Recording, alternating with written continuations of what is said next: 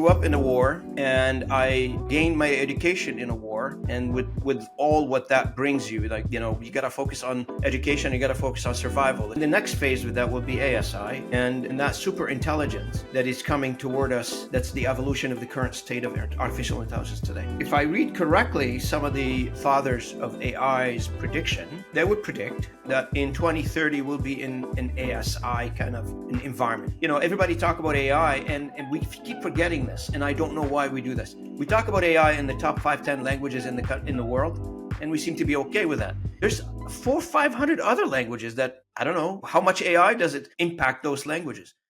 Robin, welcome to the podcast. It's a pleasure to have you here this morning. I was looking forward to it. Thank you so much, Gary. Appreciate it.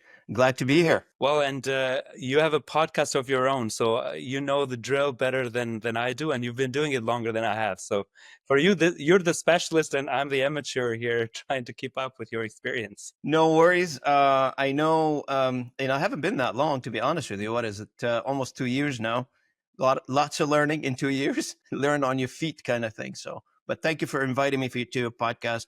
It's an honor to be here. And Robin, we've known each other for well over a decade, so I have certainly a lot of questions for you in a full variety of areas. But I wanted the audience to get to know you a little bit better. So tell us a bit about Robin, your upbringing, and sort of a bit about your professional career. Absolutely. Thanks for that question, and I call it my story. I'm always interesting.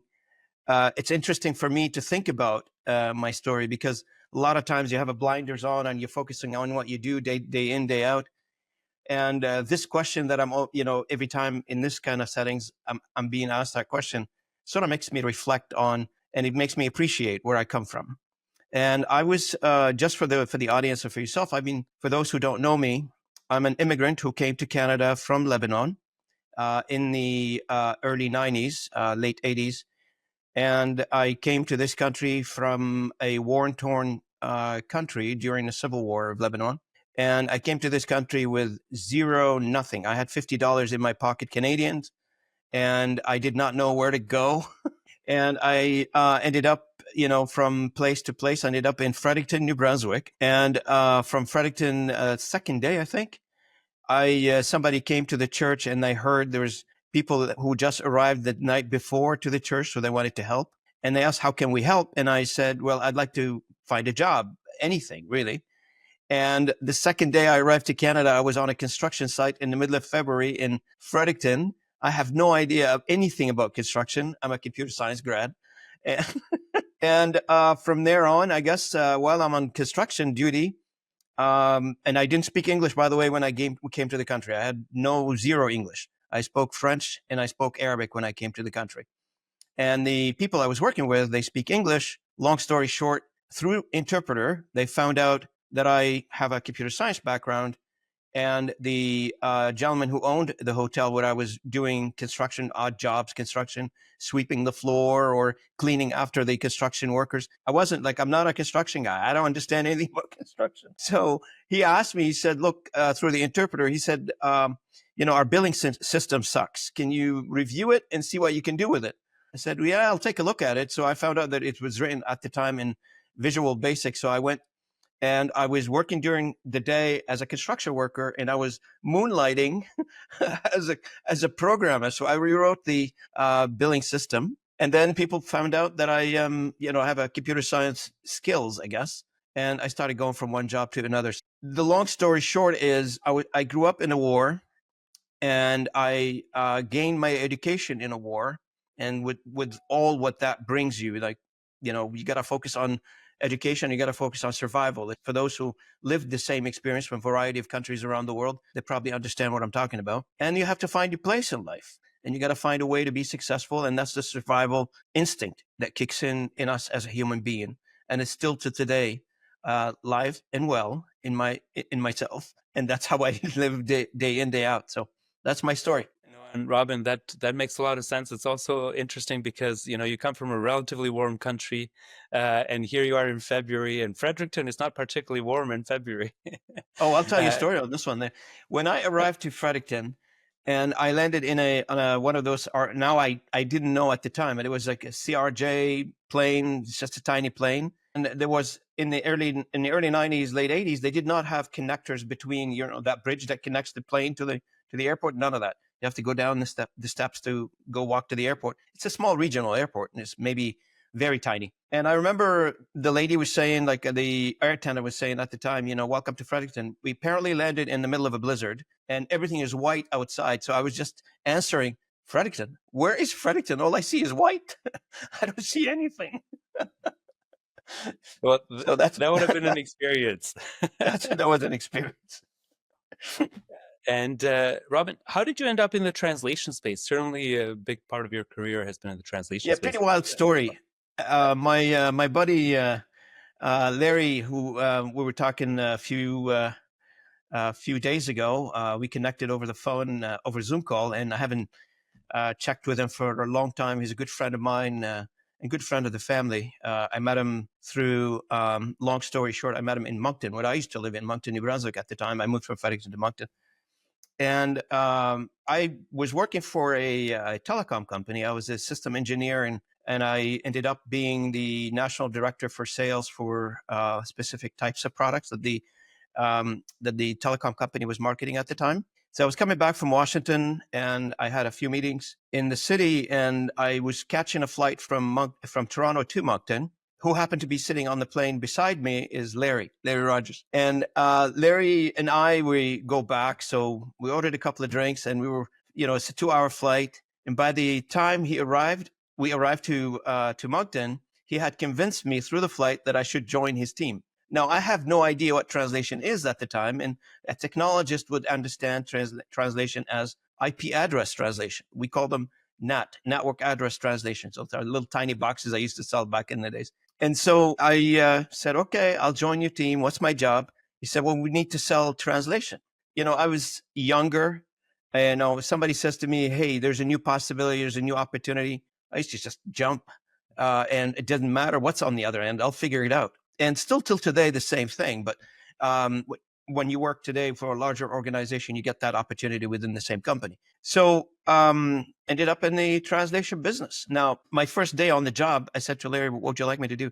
He said, well, we sell translation services. So yeah, I mean, I'm going in and I'm saying, train me on this business. I don't understand it. It's my first day on the job. What is your training? Like, how do you train me on this? He said, all you need to do, and I'll remember this till the day I die. He said, you got to remember one thing. We take one word from one language, put it into another language. I said, that's it? That's the easiest training I ever had in my life. He said, yeah, that's it. I said, so how much do you sell this stuff? He said, 25 cents. And in my head, I'm thinking, like, I used to sell things at $1 million a piece, $2 million a piece. And here's this guy telling me I'm going to sell things at 25 cents. And how many of those I need? Where do you want to go? He said, we have X amount of dollar now. We need to get to another X amount of dollars down the road. And I'm adding all this in my head. These are billions of words I have to sell now. So I was just, in my head, it's fascinating how I extrapolated this, like in a split of a second, how much I have to do here.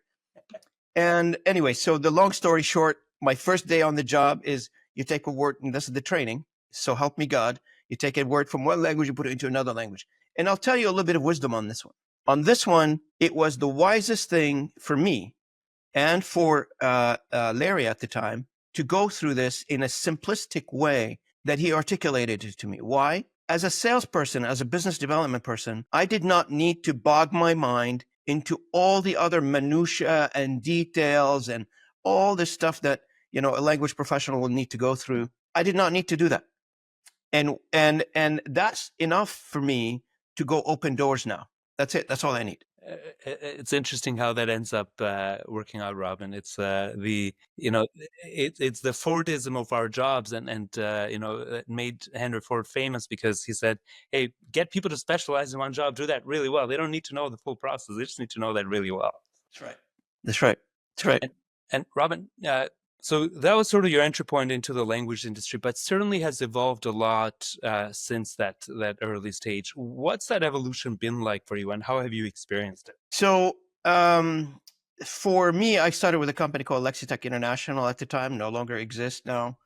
A small company, was established originally by the Irving Group in Moncton, New Brunswick. And that company came about as a byproduct, if you will, of the shipyard. Irving used to own a shipyard where they built destroyers for the Canadian Navy. And part of that delivery, if you will, when you build a ship, you need to build or deliver manuals in both official languages in Canada.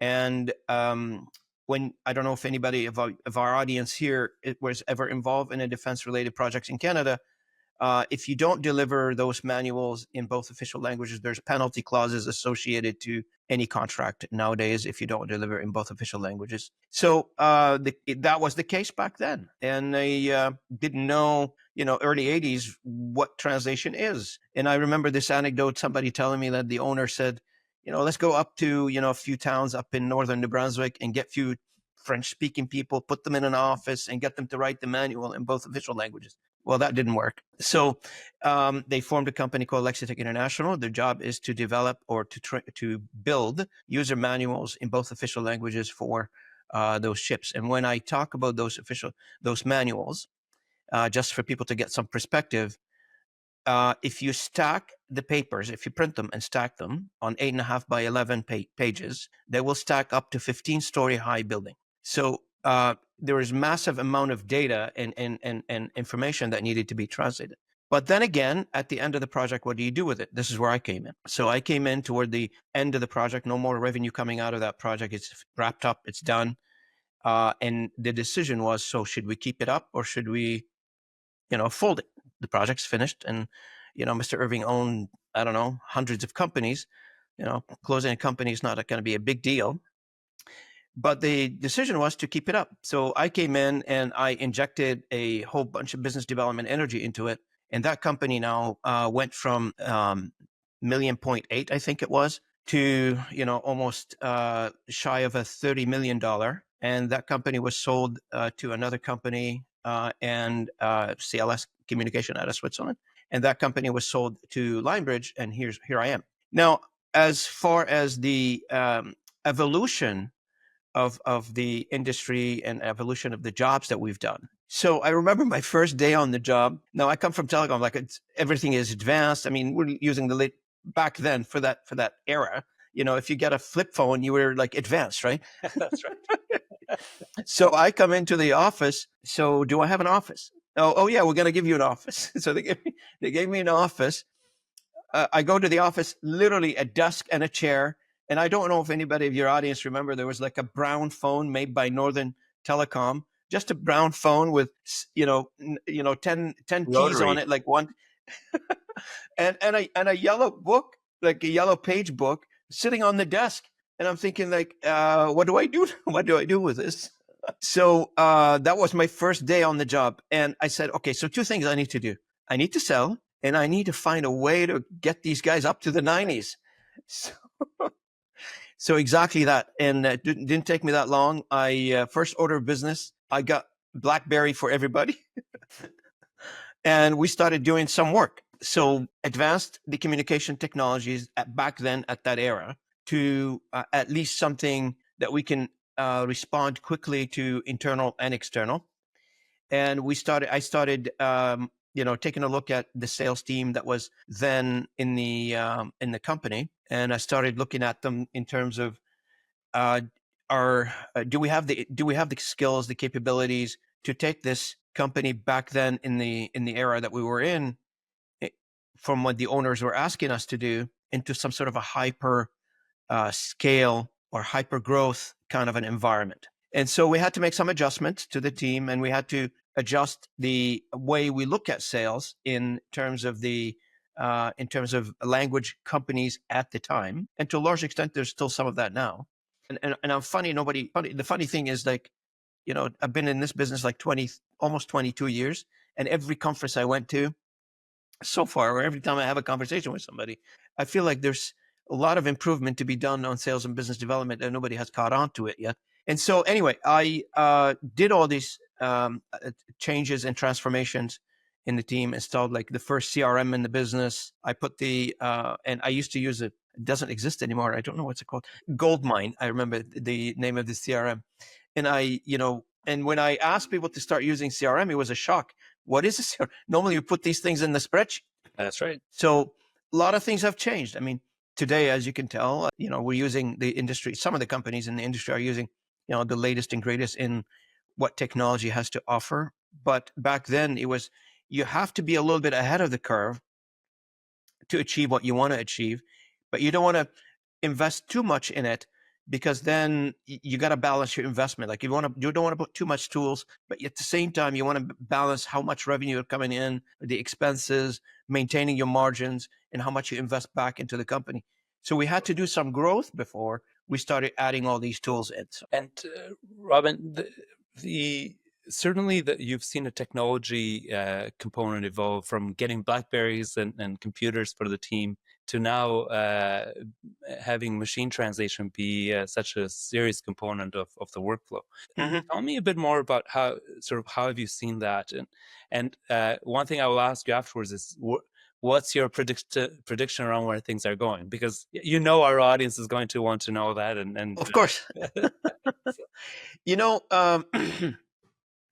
I've seen this business in 22 years get excited and get scared, get offended in some cases when you introduce a new technology to them.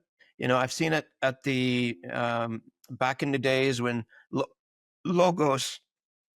I guess that was the first technology that was offered. One sip of coffee, and then we started seeing technology coming online, and the translators at the time, they were afraid of the technology because, believe it or not, I've seen translators using typewriters. Right. And they moved from that's how they would have started, right? Like if you think about it, in the 80s, would have been typewriters. And you can't blame them, because to a large extent, academia was in charge of developing these individuals and in graduating them and put them in the marketplace or in the industry as a skilled force. That's right. Workforce. So when we started when the industries started putting technologies out, these guys thought their job is over. Well, then the job that's not over. Technology was implemented. They learned new skills until the new generation of technology comes along, and they go through the same process. It almost reminds me of, I'm not sure if you've heard this.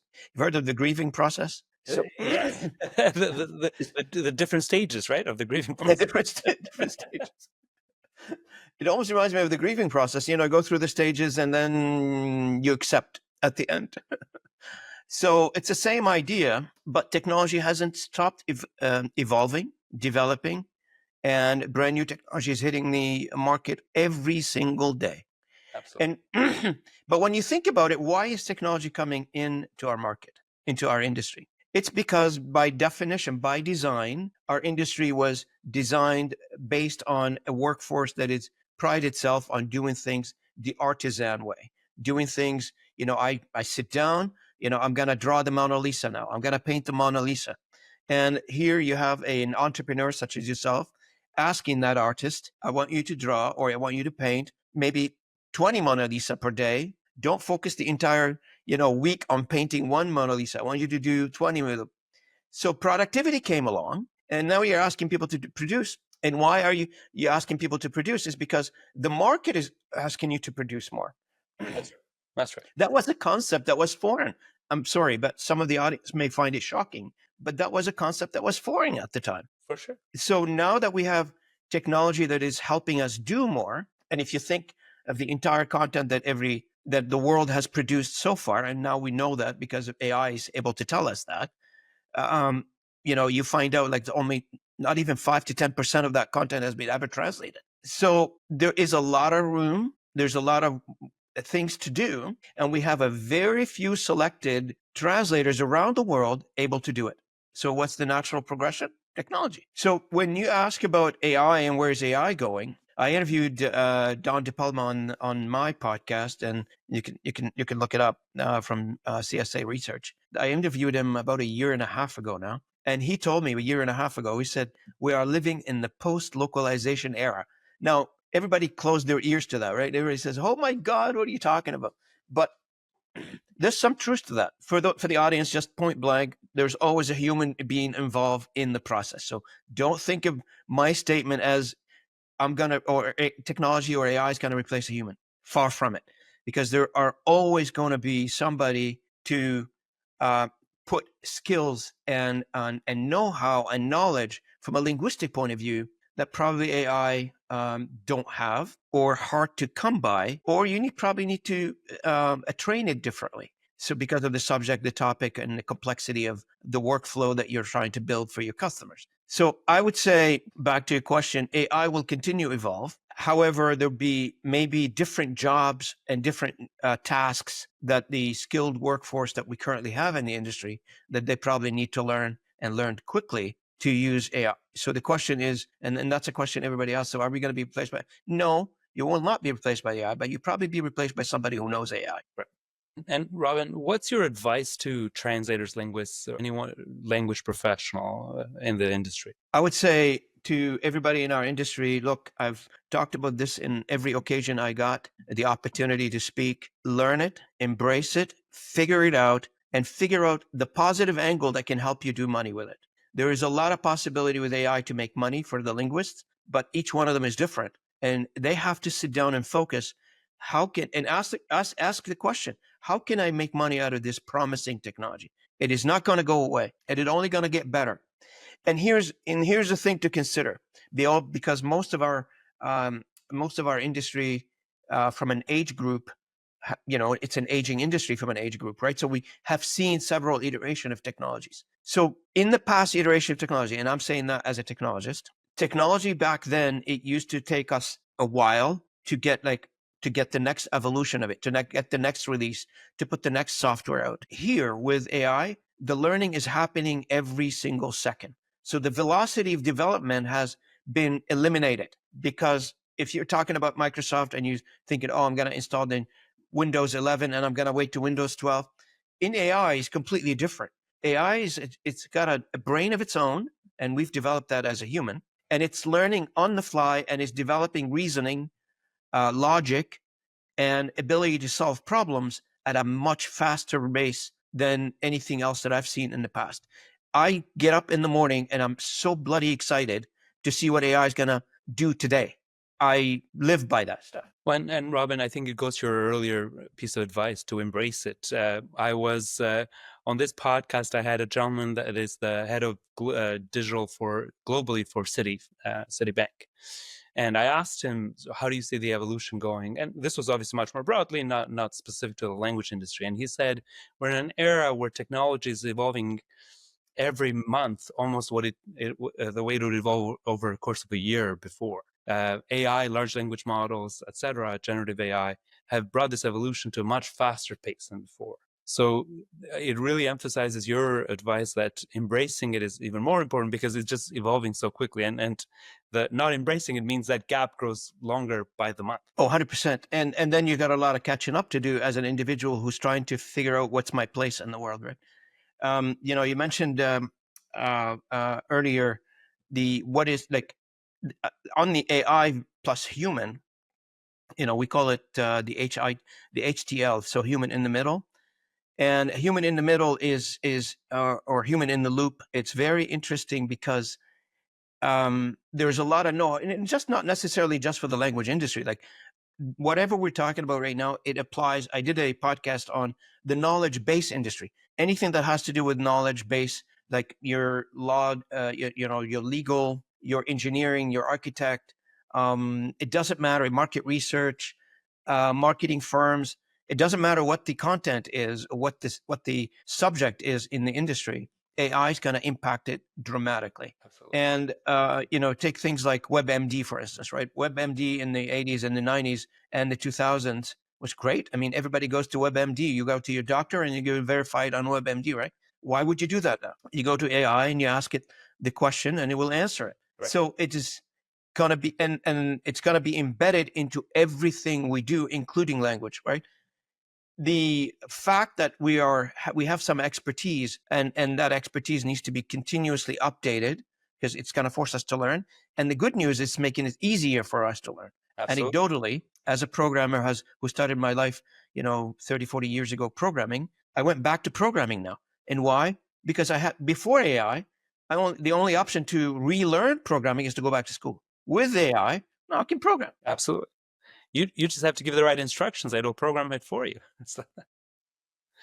No, and I think this is the new span of possibilities, Robin. I'll ask you one more question along this, and this is having spent time with a lot of language professionals. One of the questions comes up is this going to depress rates? Are we going to not be able to earn a living the same way, etc.? What's your thought on that?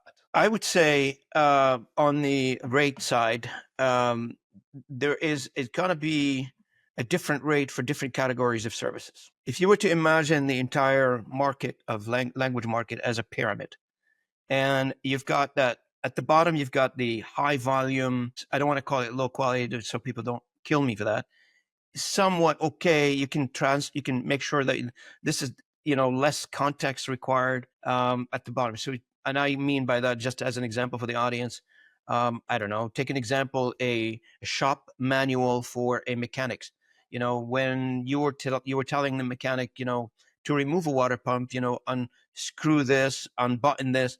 There's no emotion inside of that instruction, if you will. That part of it will go to AI plus tiny, tiny, tiny bit of a human to review it. And as we go up through the pyramid, then we're going to get into, cultural nuances. We're going to get into cultural sensitivity, and we're going to get into like really context-based language solutions, which is going to make it harder for AI, at least at this stage. This is where we need a human being to do the work. And I did a workshop on my trip to Riyadh to Saudi Arabia, and that was the topic. And what I did is I took a generative AI paragraph in English, and I translated it to Arabic, and it's in a medical topic, and I built a workshop around it. And when I put it up on the screen, and I said to the room full of linguists who are studying to become translators in various universities in the Saudi Arabia Kingdom, the hands were rising like crazy. I mean, I read it okay. It reads okay to me in Arabic, but the linguist found thousands of errors in that thing. And it's just only a couple of paragraphs. So which means to tell me that, yes, you can do okay translation using AI, but if you want to get really into the things like respect, feeling pride, the pride feeling or the proud feeling, belonging to a certain culture, AI is not going to capture that, at least now.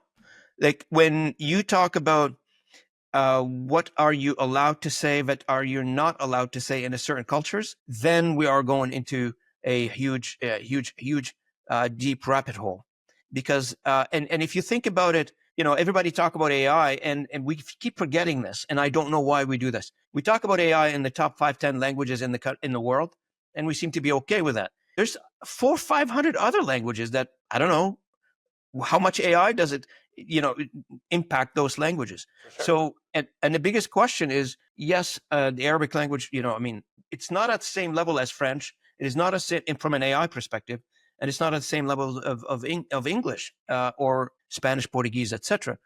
Meanwhile, you've got 500 million, 600 million people speaking it. No, it's a very good point, Robin, and it goes to say how much more it is to evolve, just because the consideration for all these other languages and cultures, and some of these languages that we may not encounter as much in business right now are massive populations, economies that are evolving quickly, and that means you can well expect much more translation to be done in those languages, and we already see the pace of translation and the translation market growing quickly. So you can only imagine as these evolve the need to translate most languages. Robin, I'm going to move to a portion of our podcast that I call rapid fire questions. This is sort of first thing that comes to mind, but I want to give you something to think about because I want to come back to this after that. And the question for you is, if we were doing this podcast in 2035, okay, 10 years from now, what does the world look like as a language professional? And sort of let's try to think that through 10 years from now, and try to be. No one has that magic ball, but we can certainly try to predict. So let's go to the rapid fire questions. And my first question to you is: how many languages do you speak? Fluently, I speak three. I understand 5. And what are they? So I speak Arabic, French, and English, and I understand Spanish and Greek. I love that. Certainly well representing the language industry. What is your favorite word in another language? En français. And I was reminded of that word yesterday, anticonstitutionnellement. And the reason I remember that is one of the largest words in the, I guess the third largest word in the French language. 2 other words have taken it over. But for many years, it was the largest word in the French language. Anti-constitutional, basically. I believe it. And do we ever have to be aware of that these days, right? So, what word do you hate? The word hate. I can certainly appreciate that. What word do you have a hard time pronouncing, if any? In the English language, I do have a problem. Like it's not my first language, right? So, and I learned it when I was in my late 20s, and I still struggle sometimes. Although I don't come across, I guess people told me I don't come across like that, but sometimes I come across it. And in any word that has the letters th and some other vowel behind it, it just gives me a hard time. But I'll figure it out once I hear it. I gotta my ears are tuned to hearing it. So when I hear it the first or second time, I grab it and I understand it and I retain it. But the first time I read it, I'm thinking, oh my God, what do I do with this? We talked a bit about what words you hate. What is your favorite word? And this could be in English or in another language. My favorite word is peace, because I did, and even in the, I'll tell you a little bit of an anecdote. I got anecdotes for everything. You can keep this podcast going for an hour.